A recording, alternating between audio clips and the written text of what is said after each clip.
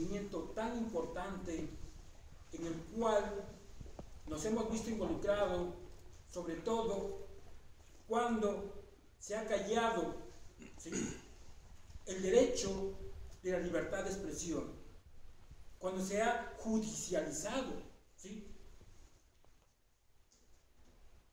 a un periódico, a una revista, por expresar el derecho a pensar, el derecho a manifestar nuestras ideas.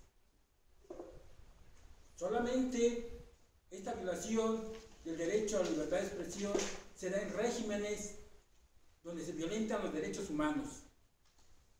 El día 10 de julio de 2014 presentamos una petición de medidas cautelares porque consideramos que a contralínea se violenta el derecho a la libertad de expresión. Se ha violentado el derecho a la vida, se ha violentado el derecho precisamente de informar. Dentro de los hechos que la Comisión Interamericana de Derechos Humanos, en lo que refiere a la emisión de medidas cautelares, se crea un precedente, ¿sí?, porque es la primera medida cautelar en este sexenio, en este mandato,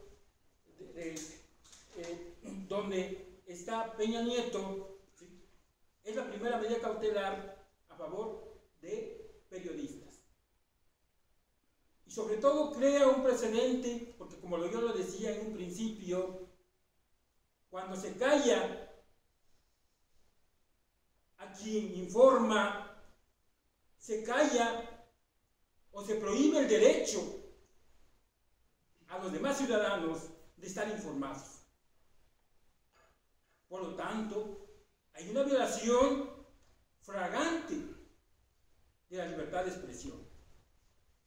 La Comisión Interamericana de Derechos Humanos ha valorado de manera urgente, ¿sí?, que se violenta en México el derecho a la libertad de expresión. Por lo tanto, de manera inmediata, sin solicitar informe al Estado mexicano, ¿sí?, porque lo establece el artículo 25.5 del reglamento de la Comisión Interamericana, que en esa situación de urgencia, yo le podría agregar, no solo de urgencia, de descaro, ¿sí?, de impunidad, de una cuestión evidente, se emite esta medida cautelar.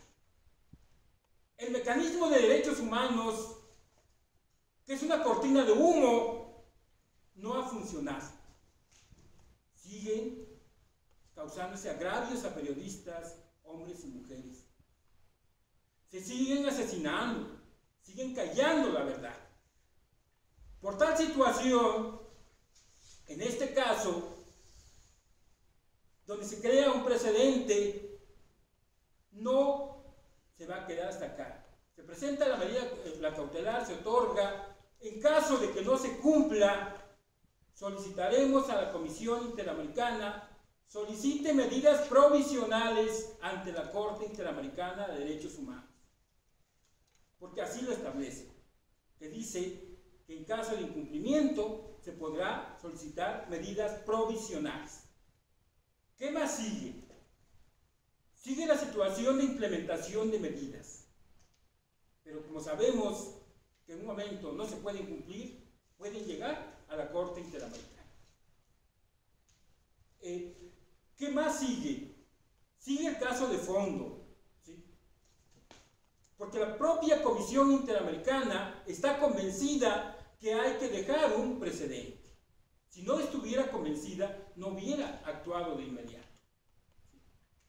Inclusive, dentro de las medidas cautelares que hemos promovido, que han sido aproximadamente 10 medidas cautelares a diferentes pueblos y comunidades indígenas en Oaxaca, situaciones de riesgo, esta ha sido la más inmediata, ¿sí?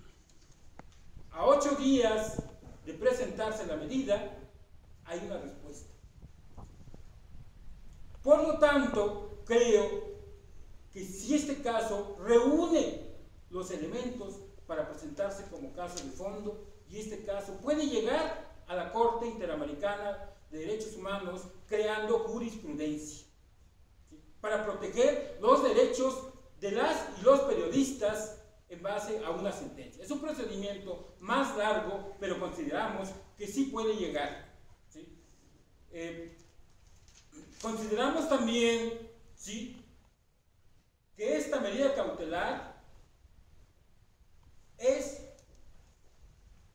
un aviso de que en México existe impunidad, que en México no se respetan los derechos a la libertad de expresión, ¿sí?, y que hay un interés precisamente de callar el derecho de la libertad